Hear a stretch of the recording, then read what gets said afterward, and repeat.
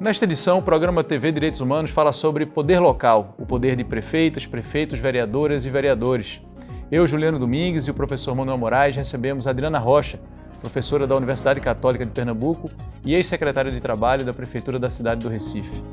Começa agora o programa TV Direitos Humanos. O TVDH é uma iniciativa da Cátedra Unesco Unicap de Direitos Humanos Dom Helder Câmara, produzido por estudantes de jornalismo do projeto de extensão EduComDH, Educomunicação e Direitos Humanos na Mídia, numa parceria com a Cátedra Luiz Beltrão de Comunicação, o Centro Dom Helder Câmara de Estudos e Ação Social, o Movimento dos Trabalhadores e Trabalhadoras Rurais Sem Terra, o MST, o Centro das Mulheres do Cabo e o Centro de Cultura Luiz Freire.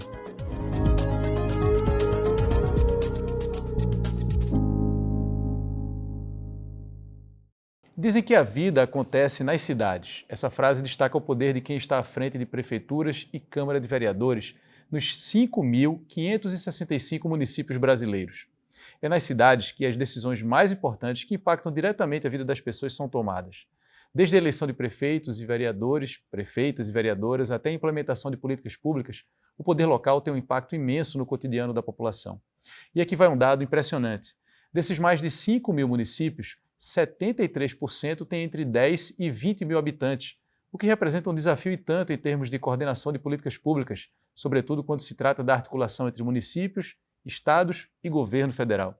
Professora Adriana, muito obrigado pela participação, né, Manuel? A gente agradece a sua participação aqui conosco. E aí já vou começar por uma pergunta um pouco mais ampla, depois a gente vai trabalhando os subtemas, né? Falamos aqui nessa abertura sobre o poder, né, de prefeituras e Câmara de Vereadores.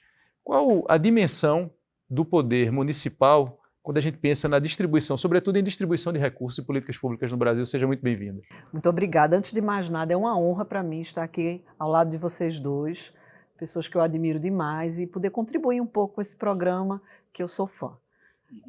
Eu acho que quando a gente fala sobre o federalismo no Brasil, de fato, a gente tem algumas considerações bem específicas. E uma delas é esse papel dos municípios na vida do cidadão. A gente tivemos inicialmente, na Carta de 1946, um movimento que se chamou municipalismo. Qual era a ideia? Um país continental como o nosso, ele precisa incentivar o desenvolvimento de todas as regiões. Então, o que se pensou é que, através dos municípios, nós poderíamos alcançar essa igualdade, né, regional. Passou-se a Carta de 46, tivemos o período, infelizmente, longo de ditadura militar, e essa ideia dessa autonomia municipal, ela acabou sendo deturpada. Quando a gente chega na Constituição de 88, o debate volta e volta com muita força. E então a gente pensa que os municípios eles representam realmente essa voz local, e é isso que a Constituição diz, na repartição de competências, certo? A esfera municipal, ela atende exatamente aquela população que está ligada geograficamente ao município, mas o grande problema e a grande questão é de que forma esse poder municipal ele faz essa gestão desse governo. É interessante, voltando aqui a essa estrutura federativa, que o município é o único ente da federação que não possui judiciário, por exemplo. Ele tem apenas o governo e o legislativo, que é a Câmara de Vereadores. Mas quando houve esse resgate desse movimento municipalista na Carta de 88, o que é que houve também? O que é que aconteceu, né? Os oportunismos políticos. Muitos municípios começaram a pipocar no território brasileiro sem nenhuma condição de autogestão, né? Então isso trouxe um ônus muito grande, inclusive para o governo estadual, que é obrigado a repartir receitas com esses municípios, e aí aconteceu posteriormente uma emenda à Constituição de 88, que reduziu essa possibilidade, hoje criando diversas exigências, inclusive lei complementar. A gente tem que fazer um estudo, não é, para que, de fato, você consiga enxergar ali uma viabilidade de um município existir, senão o município só recebe dinheiro externo para sustentar o seu prefeito e a sua Câmara de Vereadores e o seu funcionalismo público. Qual o interesse dessa população nesse município? Então, isso é uma questão que ela ainda permanece, porque somos um país de desigualdades. Existem municípios riquíssimos no Brasil, existem municípios que não têm condição realmente de sobrevivência, né? Isso seria muito mais interessante que fosse um distrito, por exemplo, inclusive para a população local, mas a gente não consegue, talvez, discutir isso com mais seriedade, com o poder público, com o Congresso Nacional, porque há muitos interesses em jogo.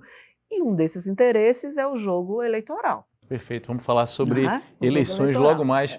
Professor Manuel Moraes, 5.565 municípios, é muito município ou, levando em conta a dimensão do país, está de bom tamanho? Não, eu acredito que é um exagero, principalmente porque você também tem distorções, por exemplo, geográficas. Tem municípios no norte do país que são do tamanho de países e não têm recursos nem sequer para administrar a sua máquina pública, não é? Então, de fato, esse debate que a Adriana trouxe muito bem remonta toda uma perspectiva de doutrina sobre o Pacto Federativo. Mas, por outro lado, a gente também tem uma matriz do direito português, que tem uma referência no direito romano. E foi a partir dessa transferência que surgiu a ideia de município. Município é um instituto medieval que vem da construção das cidades, mas que na perspectiva portuguesa significa metrópole. Então, as cidades que se tornavam desenvolvidas, uma das características era a Câmara Municipal. Tanto que a nossa Câmara Municipal, né, das cidades mais antigas e históricas, elas não só legislavam, elas eram cartórios, elas administravam a vida administrativa. Então, a vida municipal começou a partir do município, isso é muito interessante. E depois é que foi sendo criado o executivo, a partir do processo de república, né, de construção do Estado Federativo. Então, há uma lógica curiosa de que o poder local surgiu depois. Mas se a gente analisar a partir do direito colonial, é o contrário. O poder local dos municípios, as câmaras, tanto que elas, durante 300 anos, elegiam juízes de paz, os chamados juízes ordinários, né? Eram eleitos pelas câmaras e o judiciário brasileiro compunha esse poder de forma muito forte. O professor Manuel Moraes falou sobre Pacto Federativo, a professora Adriana também sobre federalismo no Brasil, então vamos continuar um pouco mais nesse assunto. A gente sabe que quando se discute federalismo, né, se trabalha muito a ideia do federalismo brasileiro, porque no Brasil teríamos então um desenho institucional com algumas especificidades. E normalmente aparece o fato de termos municípios como ente da federação, como sendo uma especificidade que, mais das vezes, aparece como uma crítica, né? Porque normalmente se aponta município como ente da federação como uma disfunção de um federalismo, ou seja, algo que não deveria ter sido feito assim, aqui no Brasil acabou sendo feito dessa forma. Qual seria o motivo dessa crítica, professora Adriana? Bom, eu acho que, primeiro, o federalismo brasileiro, de fato, ele é peculiar. Nós surgimos através de um decreto, né? Não houve um amadurecimento para a construção dessa estrutura federativa. Importamos totalmente a ideia do modelo norte-americano. Existe nos Estados Unidos a federação, vamos implementar uma federação após, obviamente, a proclamação da República. Se a gente observar os modelos federativos no mundo, de fato, o município ele não é ente da federação. Ele é ente geográfico que divide exatamente o Estado-membro. Então, você tem o que é uma federação? São vários estados que resolvem se reunir diante de uma mesma Constituição e formar uma federação, não é isso? Eu não tenho o município de Paudalho, não é um município brasileiro, é um município do estado de Pernambuco. As responsabilidades em relação a Camaragibe, em relação a tantos municípios que nós temos aqui no estado de Pernambuco, é do governo do estado de Pernambuco, certo? Então, isso é que veio, né, vamos dizer assim, fomentar algumas críticas, mas a gente sempre tem os dois lados da moeda. Por outro lado, há quem diga que exatamente por termos algumas peculiaridades nessa nossa história, sobretudo das desigualdades sociais, que foi preciso que a gente avançasse e gerasse um modelo, de fato, único, não é? nesse direito comparado, para que pudéssemos enxergar uma possibilidade de que essas vozes locais, como muito bem falou o professor Manuel, fossem mais ouvidas, né? Então, quando você fala do município como um ente federativo de toda sorte, a população ela se sente mais contemplada por um espaço de poder, né? Por um espaço de poder que ela não teria quando a gente considerava apenas os municípios como sendo uma unidade geográfica do Estado-membro. Agora, vale salientar, professor, que isso aconteceu apenas a partir da Constituição de 88. Antes, os municípios não eram considerados como sendo um dos componentes desse modelo federativo, né? Perfeito. No próximo bloco, a reportagem de Thales Alencar traz uma análise sobre as eleições municipais e sua relevância para o contexto estadual e federal. A gente volta num instante.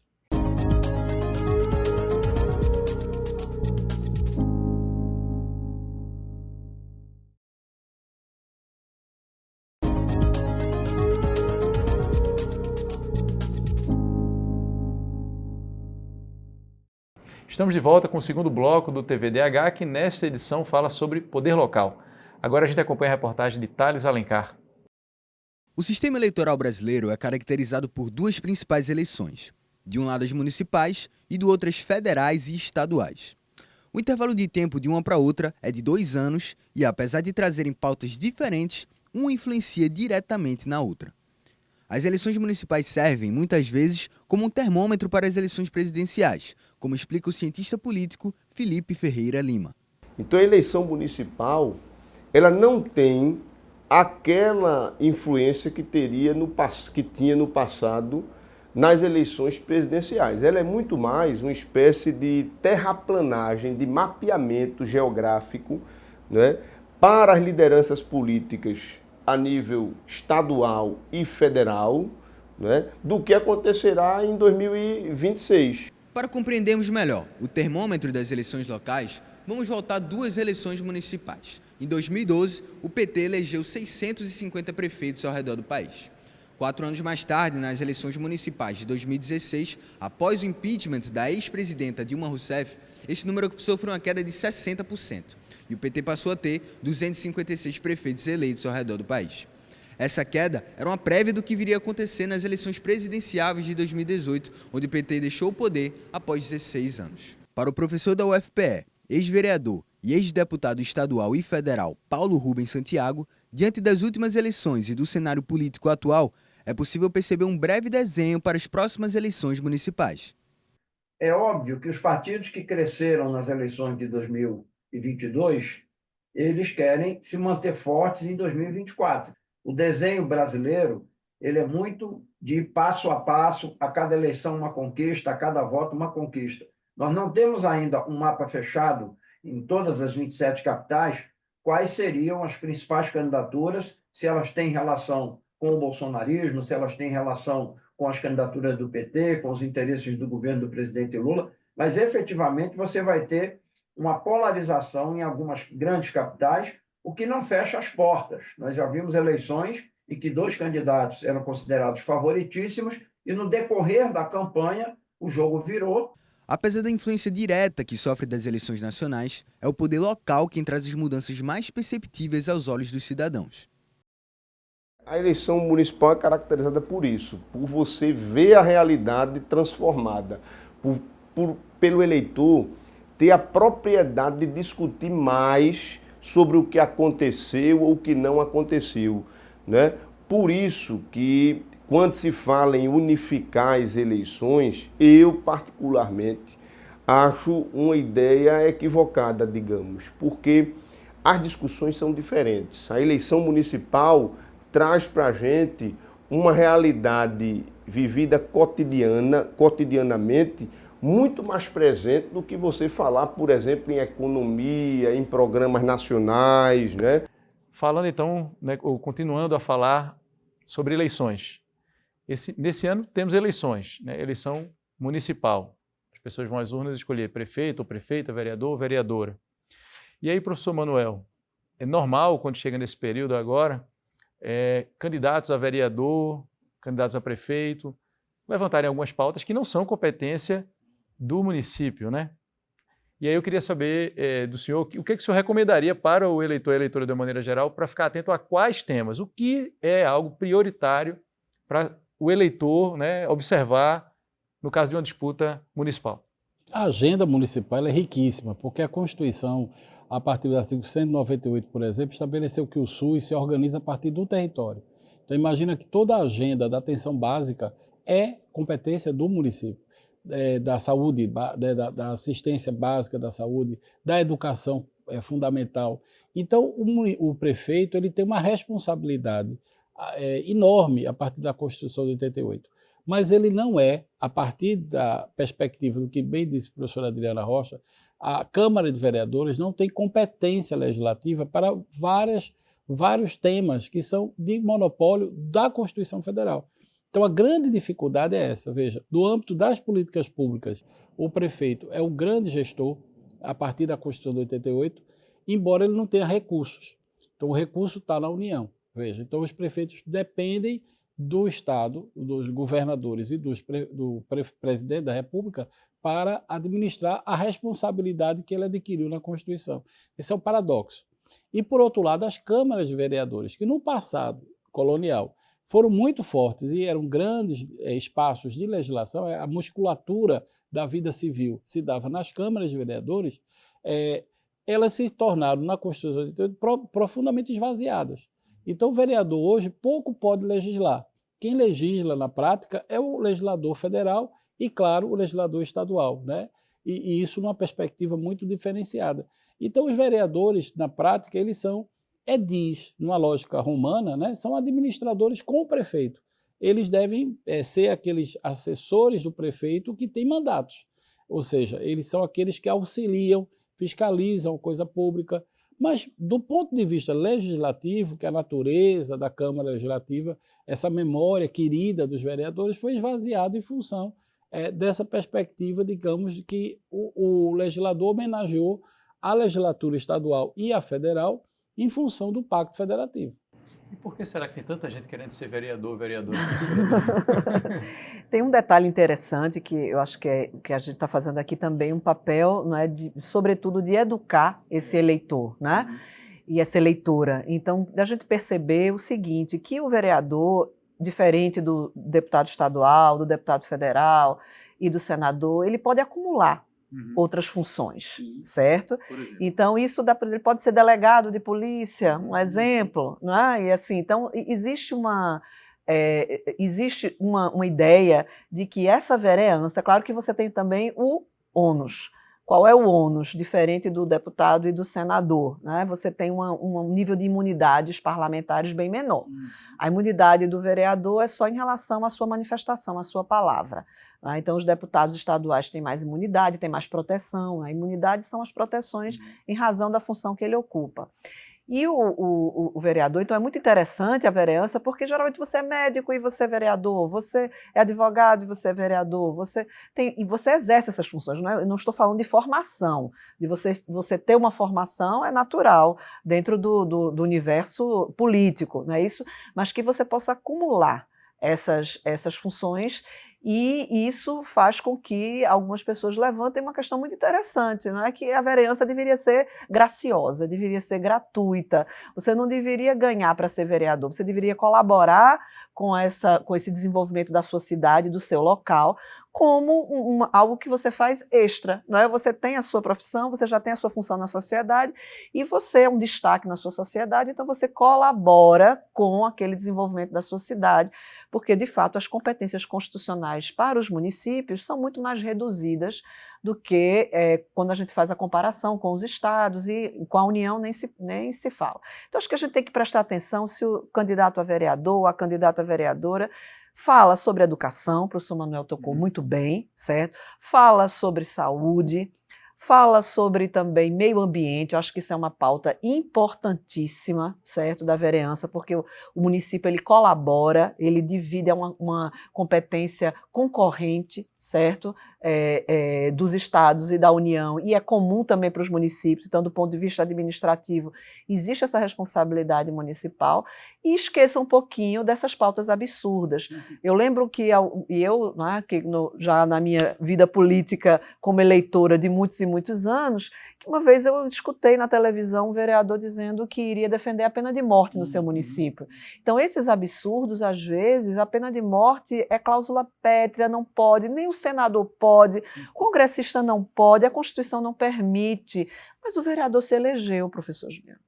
Então, às vezes, a ignorância da gente exatamente não conhecer, né, aquilo que o seu município pode fazer, faz com que a gente faça realmente escolhas erradas e depois a gente vai pagar o pato.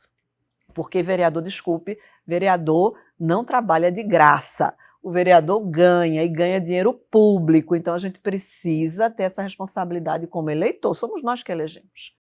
Perfeito. No próximo bloco tem o quadro Fala Povo. Bianca Santos foi às ruas perguntar: você lembra em quem votou para vereador ou vereadora? A gente confere as respostas já já.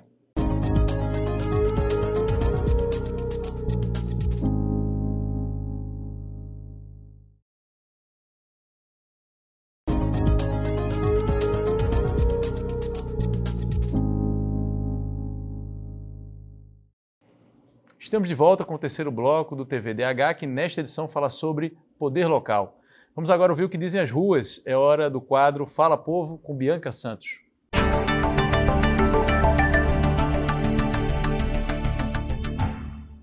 Às vésperas das eleições municipais, o Brasil vem se preparando para um momento importante. Além de escolher líderes locais, essas eleições podem ter impacto direto no cenário político, estadual e federal.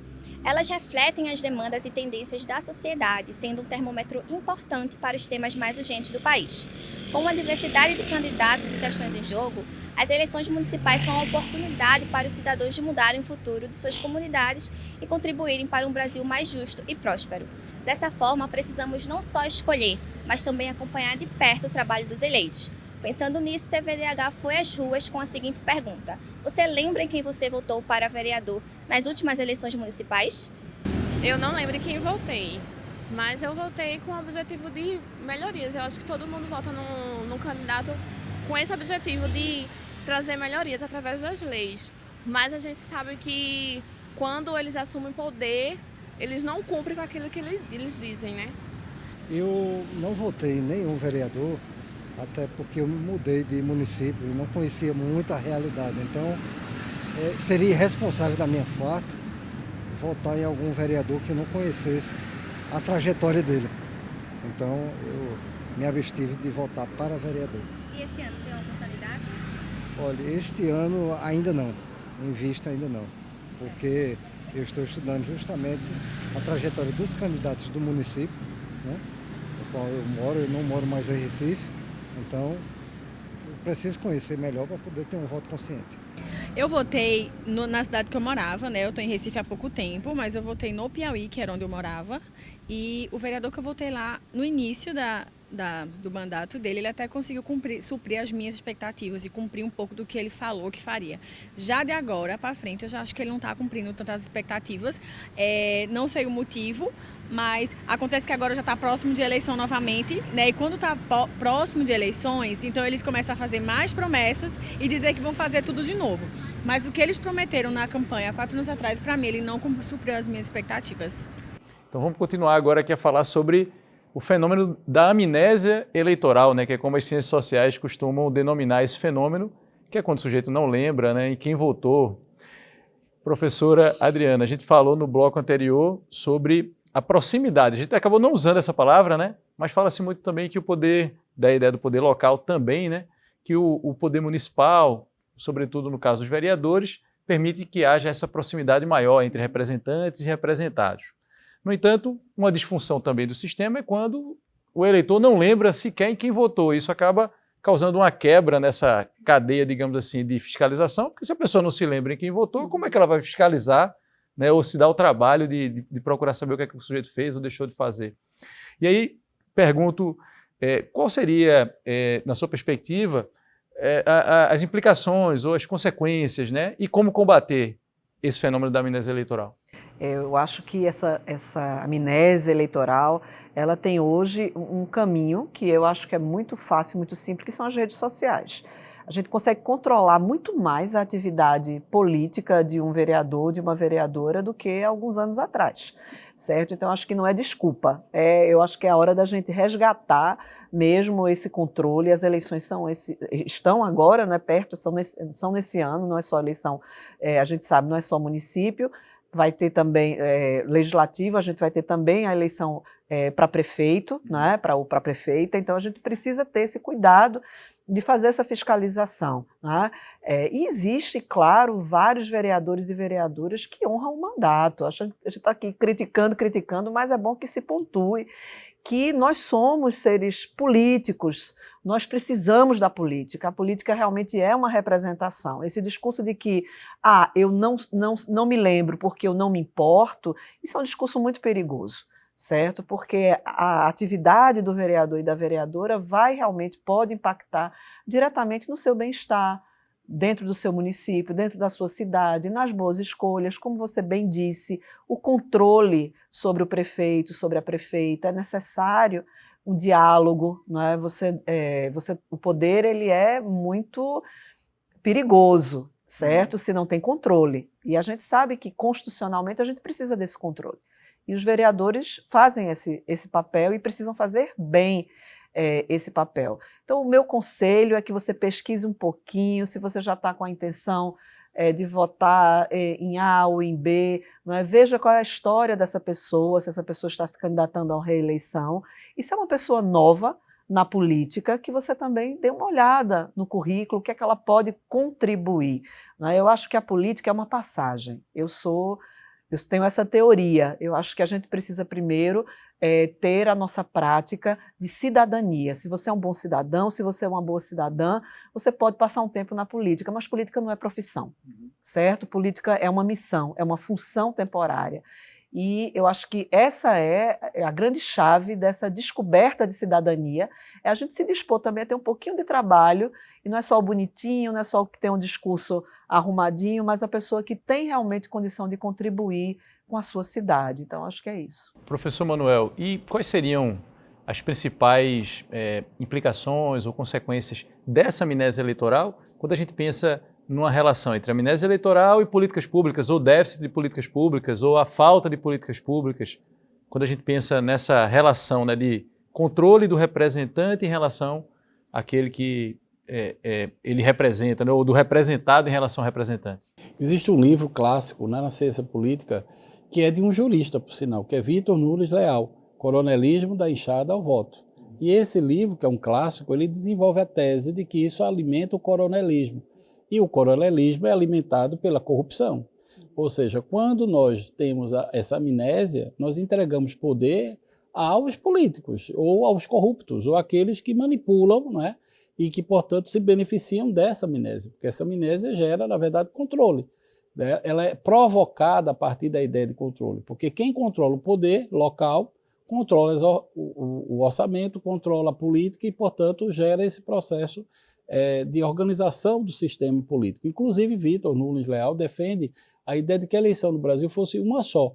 Né? Que, se eu não me engano, Maurício Randes, que a gente chegou até a entrevistá-lo outro dia, ele desenvolveu, quando deputado federal, esse projeto de uma eleição num ano só. Não teria mais essa repartição de 2 anos municipal, 2 anos presidente, né? Porque todo mundo sabe que isso também é um acordo, porque a eleição municipal acontece, digamos, em um determinado ano, e os acordos ocorrem em função do presidente e governador. No outro ano, os acordos acontecem de presidente para governador com os prefeitos eleitos a partir desse background. Então, na verdade, a política do coronelismo vai se retroalimentando. E acaba gerando uma espécie de descontinuidade também em termos de políticas públicas, né, de implementação de políticas públicas. E tem um fator que para mim é decisivo, me permite, Adriana, que é a história da reeleição. O fator da reeleição acabou com o poder popular, porque a reeleição gerou a capacidade do prefeito ser eleito. Olha, no momento em que o prefeito ele está com a máquina pública toda organizada, prefeito ou prefeito, a partir do seu lugar de gestor central, né, com muitos recursos, cargos comissionados, controla os partidos políticos, geralmente é assim, os competentes, né? Porque os incompetentes podem não ter maioria no parlamento, sofrer impeachment, que é o outro aspecto do sincronismo né, do poder municipal. Quer dizer, a Câmara perdeu muito, mas em relação ao sincronismo, quer dizer, o que cabe ao presidente, cabe ao parlamento, cabe ao governador, cabe ao legislativo, o Câmara Municipal pode caçar o prefeito. Então, o prefeito ele precisa ter muitos candidatos para poder garantir uma base parlamentar, porque a nossa Constituição aponta para o parlamentarismo. Ela não é parlamentarista, mas ela aponta para o parlamentarismo. Nesse caso, o senhor entende, então, que a reeleição não deveria ocorrer, é isso? Eu acho a reeleição um desastre, porque ela produziu uma castra política de gestores que se reproduzem. E quando não, nós temos um outro fenômeno no Brasil, que é a circularidade desses gestores. Então nós temos, eu acho interessante quando a Adriana defendeu a ideia da política não é profissão. Isso é muito bom e vem da dignidade de uma professora que tem o magistério de Adriana. Mas o mundo da política é completamente diferente.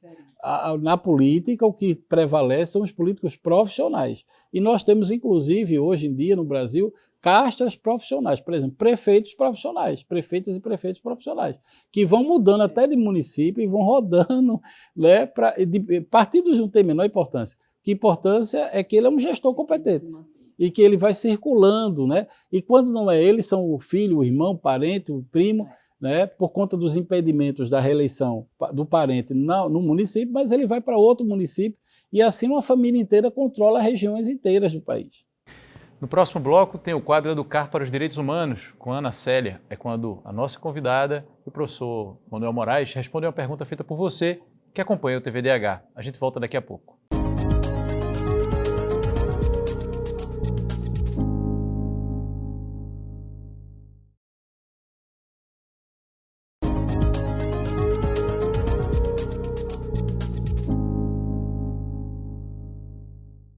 Estamos de volta com o quarto bloco do TV Direitos Humanos, que nesta edição tem como tema Poder Local. Agora a professora Adriana Rocha e o professor Manuel Moraes respondem uma pergunta enviada por quem acompanha o programa. É o momento do quadro Educar para os Direitos Humanos, com Ana Célia.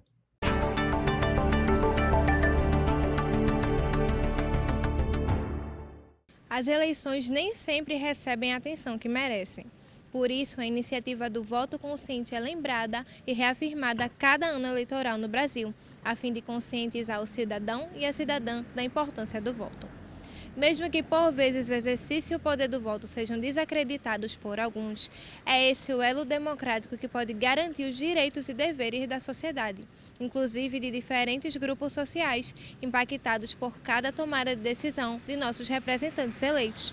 Para falar nesse ponto, o Educar de hoje recebeu a pergunta da professora Yara Manolak, diretora do Sintep e secretária de Gênero para o TVDH. Em relação ao poder, né, local e as eleições municipais, né, que vamos passar por elas este ano, gostaria que trouxesse uma perspectiva de gênero e raça, né, focando em como esse poder interfere na incidência, né, ou na presença de nós mulheres nas disputas eleitorais, né, e que muitas vezes somos usadas para candidaturas fictícias, né, e como é que a gente pode conseguir avançar mais nesse campo, né, e obter mais espaço, né, nessa disputa eleitoral, que também é importante, é um espaço também importante, né, de disputa. Se possível, fazer uma relação com o avanço, né, das nossas companheiras, irmãs mexicanas, né, que hoje obtêm a paridade no que se refere a essa disputa eleitoral, né, e aí se pudesse fazer essa relação para que a gente pudesse aprender também um pouco com elas. A gente agradece a professora Yara Manolak, diretora do Sintep, o Sindicato dos Trabalhadores em Educação do Estado de Pernambuco, e secretária de Gênero. Então passo já a pergunta para a professora Adriana, depois o professor Manuel. Professora Adriana, que tem experiência também, né, dos dois lados, digamos assim, do balcão. Eu adorei tanto como, a pergunta, né, da professora, eu só tenho a agradecer a professora pela pergunta.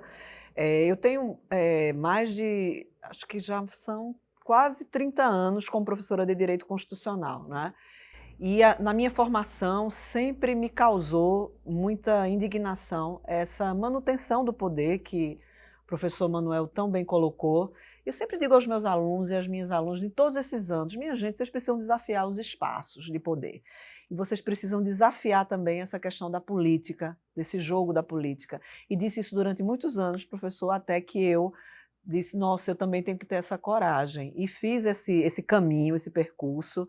Em 2018, me candidatei ao Senado, né, e fui muito indagada sobre como uma mulher se coloca pela primeira vez numa candidatura ao Senado. Quase todas as minhas entrevistas de rádio, quem quiser resgatar, as perguntas elas eram repetidas, né? Até a gente já teve a oportunidade, né, professor Manuel, era sobre isso e sobre o aborto.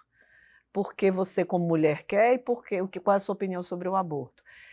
E eu também tive a experiência recente na Secretaria de Trabalho e Qualificação, lidando também com vereadores e vereadoras na Câmara Municipal, e pude sentir ainda mais forte essa questão de gênero, certo? A questão de gênero, a questão racial, espaços nós já conseguimos, mas o tempo todo nós estamos correndo o risco de perder esses espaços, nós mulheres, e ainda mais se a gente faz esse recorte, que é o recorte ainda mais complexo, que é o recorte de raça das mulheres pretas, né, que, além dessa dificuldade de ingressar nesse espaço, ainda enfrentam muito mais preconceito dentro das suas falas.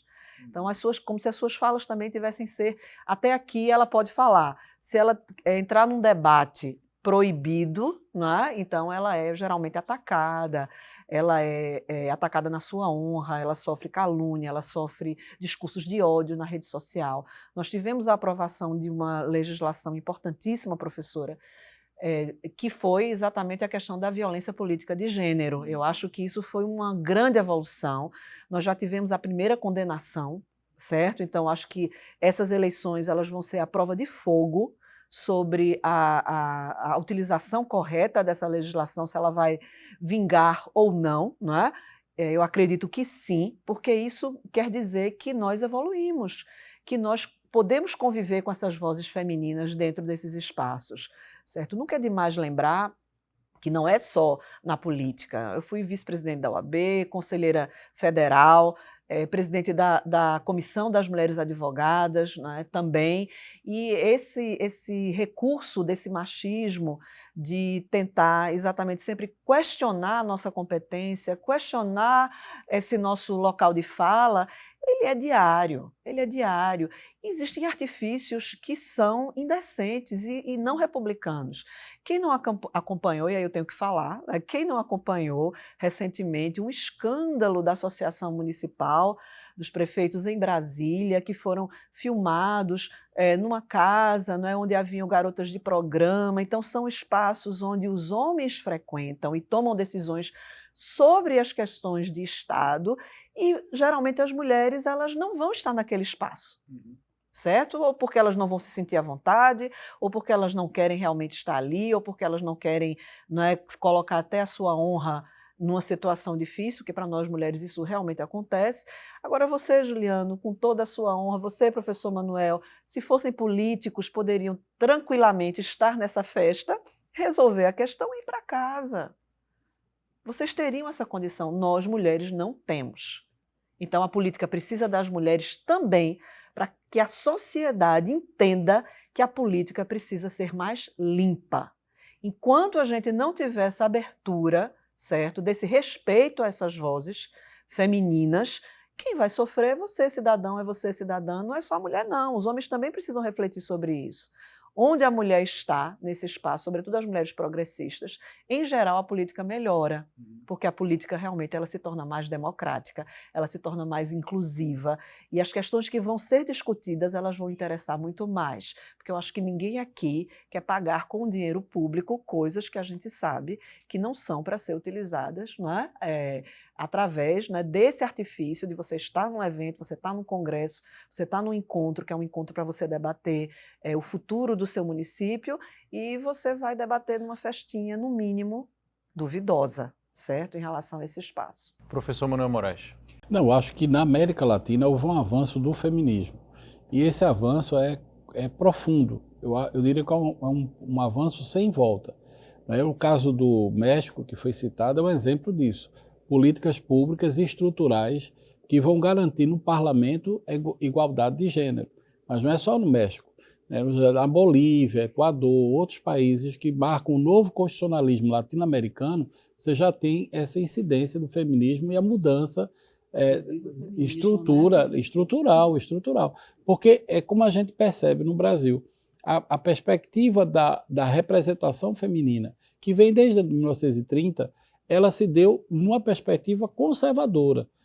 A lei foi aprovada em função da luta das sufranistas, né? As mulheres que queriam ter o direito ao voto, mas estavam ideologicamente assim, inseridas em um contexto conservador. Então elas conseguiram o direito ao voto, mas não tinham uma perspectiva de luta de gênero. E isso fez com que essas mulheres participaram de lutas contra as próprias lutas delas, infelizmente. E esvaziando a conquista que ganharam na perspectiva me permite, do tem uma sufrágio. observação muito interessante, me permite, em relação a Claro. essa questão. A gente observa que as mulheres com pautas contra os direitos das mulheres, em geral, elas têm um DNA na política que vem ou do pai ou do marido. Quando a mulher ela é independente, ela consegue totalmente ingressar na diferente, política isso. com o seu discurso próprio, ela tende a respeitar os direitos das outras mulheres. Mas quando eu sou mulher do fulano, do deputado fulano de tal, eu sou filha do não sei o quê, nada contra a filiação, mas pode observar, né, que a pauta geralmente conservadora não diz respeito unicamente à questão da mistura entre religião e política, que é péssimo, a gente sabe que não deveria ser, mas também em relação a essa formação dessa mulher. Como é que ela chegou na política? Foi através de quem?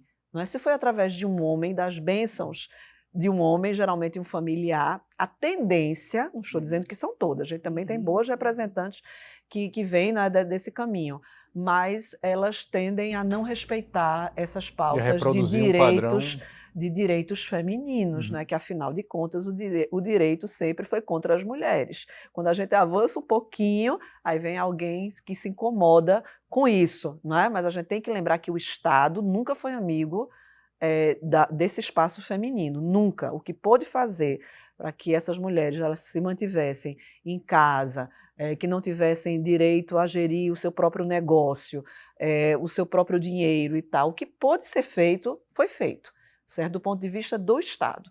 Então, quando a gente começa a quebrar essa regra e dizer, olha, a mulher é um ser autônomo, ela pode decidir, ela pode escolher sobre a sua vida, isso incomoda. E o ambiente da disputa municipal é uma arena importante nesse sentido também.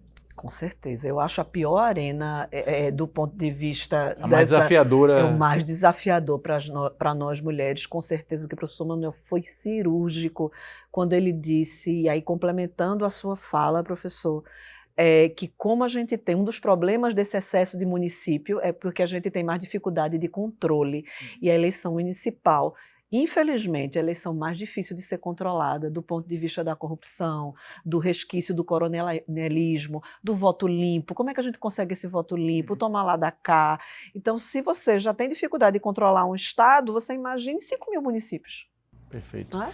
Depois do intervalo tem o quinto e último bloco desta edição do TV Direitos Humanos. Daqui a pouco a gente volta.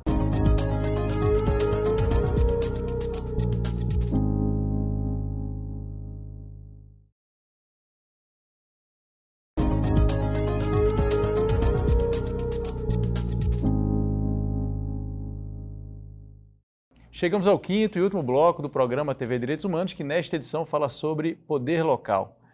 Professor Manuel Moraes, professora Adriana Rocha, voltando um pouco ao início do programa, né? A gente retoma o início do programa e fala também um pouco mais sobre eleições, né? Teremos aí eleições nesse contexto, né, de relacionamento do federalismo brasileiro, depois, né, de um período, né, em que percebemos aí uma série de desmonte de políticas públicas, né, fragilização no exercício de determinados direitos, na garantia de direitos, né, sobretudo quando a gente pensa nos direitos humanos de maneira geral. O que esperar, né, primeiro o professor Manuel, depois a professora Adriana, o que esperar dessas próximas eleições, levando em conta a efetivação, a possibilidade, né, de efetivação, ou que isso esteja na agenda, a gente vê uma disputa, né, da agenda da pauta moral, e as políticas públicas ficam, né, em último plano. Qual a expectativa, professor Manuel, em relação a esse debate, né, da agenda, políticas públicas, levando em conta todas essas dificuldades, né, que a gente mencionou aqui nessas próximas eleições municipais? Eu acho que a crise climática que vivemos no Rio Grande do Sul e a devastação que houve faz com que a gente precise refletir o papel do poder municipal.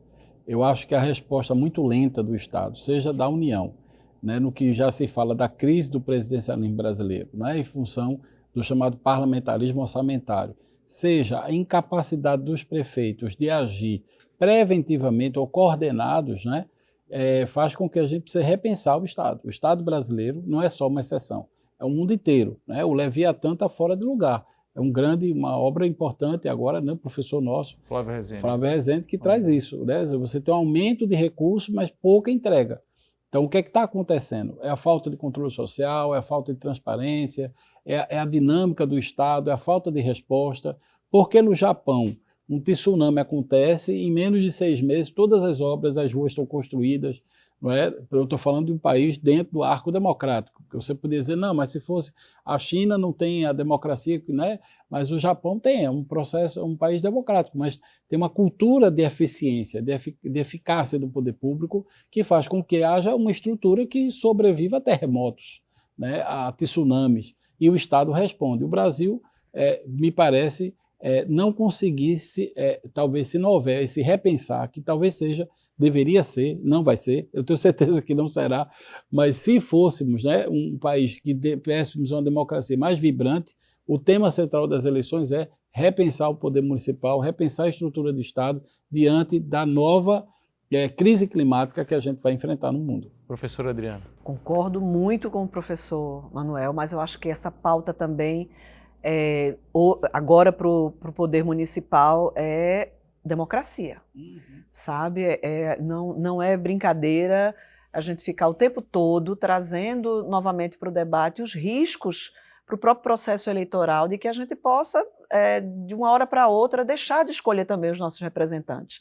Com todas as mazelas, com todos os problemas que a gente tem dentro do processo eleitoral brasileiro, a gente precisa alinhar essa votação, não é? Alinhar as nossas escolhas também com o poder executivo, porque não adianta nada a gente só pensar na figura, por exemplo, de um prefeito ou de uma prefeita, se a gente também não tem uma eleição responsável na Câmara de Vereadores, para essa Câmara de Vereadores dar essa sustentação, pelo menos nessa sustentação de apoiamento, não é, a esse governo, nessa pauta ambiental, senão a gente não vai caminhar, vão ficar as discussões. Não que não haja necessidade de na democracia a gente precisa de oposição, né, de vozes dissonantes, eu não estou dizendo isso, mas vozes dissonantes com responsabilidade. Porque você fazer oposição só para você prejudicar o seu adversário, né, em nome do dinheiro público, isso é um absurdo. E isso é o nosso dia a dia da política, infelizmente. É isso que a gente enxerga. Né? As pessoas não têm responsabilidade porque não dói no seu bolso. Então, não dói no seu bolso, eu continuo prejudicando o andamento do governo, prejudicando as pautas difíceis, como a pauta do meio ambiente, porque a escolha é difícil, a gente sabe disso, mas ela é necessária, e eu vou estar muito atenta também à pauta das mulheres. Porque, infelizmente, o movimento do Tribunal Eleitoral, do nosso judiciário, foi de perdoar os partidos políticos que fizeram, né, dentro das suas próprias casas, criaram essas candidaturas que não são verdadeiras, né? Eu não gosto nem da expressão laranja, eu acho que isso até diminui a figura da mulher, né? Mas essas candidaturas simplesmente, né, para falsear essa necessária paridade que seja. Eu até tenho um discurso um pouco preocupada com essa história da paridade, porque, infelizmente, os homens já estão deturpando a ideia de paridade que a gente luta. Eu avisava no Conselho Federal há uns anos atrás, dizendo, minha gente, vocês, homens, defendam a paridade, porque isso um dia vai ser bom para vocês. Conselho Federal da OAB, né? Da OAB, desculpe, o Conselho Federal da OAB. Eu sou advogada, né, e militante, e hoje a gente enxerga isso. Porque, veja, numa política, professores, onde nós temos uma minoria de mulheres, por que não defender uma mudança nesse cenário? E nós temos que ter mais mulheres. Quando você fala só em paridade, a paridade é para incentivar o acesso das mulheres. Se não, você veda, por exemplo, candidaturas mais expressivas femininas, porque você tem um limite dentro dos partidos também. Então, se você quiser fazer um coro só de mulheres, você acaba criando, um discurso que, para mim, não é um discurso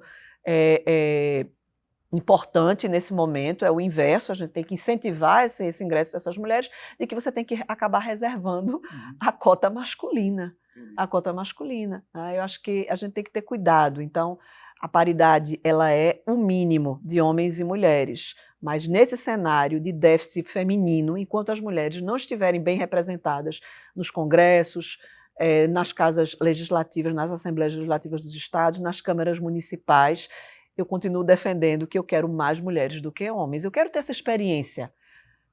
de democracia, como existem em outros países, em países muito mais desenvolvidos que o nosso, onde as mulheres são maioria na política. Estamos juntos nessa defesa, né, professor Manuel? Total. Professora Adriana, muito obrigado pela participação, né, professor Manuel? A gente agradece a participação da professora Adriana Rocha. Vote mulheres. Isso. Mais uma vez, né, o Obrigada. TV Direitos Humanos agradece, né, professor Manuel, a participação. Isso. Até uma próxima. O TVDH é uma iniciativa da Cátedra Unesco Unicap de Direitos Humanos do Helder Câmara, produzido por estudantes de jornalismo do projeto de extensão EduComDH, Educomunicação e Direitos Humanos na Mídia, numa parceria com a Cátedra Luiz Beltrão de Comunicação, o Centro Dom Helder Câmara de Estudos e Ação Social, o Movimento dos Trabalhadores e Trabalhadoras Rurais Sem Terra, o MST, o Centro das Mulheres do Cabo e o Centro de Cultura Luiz Freire. Acompanhe a gente nas redes sociais e traga sugestões. Anote aí, @programa tvdh.unicap. Estamos também no YouTube, nos canais Jornalismo Unicap e Cátedra Dom Helder. Lá você encontra outras edições do programa, sempre com o tema dos direitos humanos. Agradecemos pela companhia e até a próxima.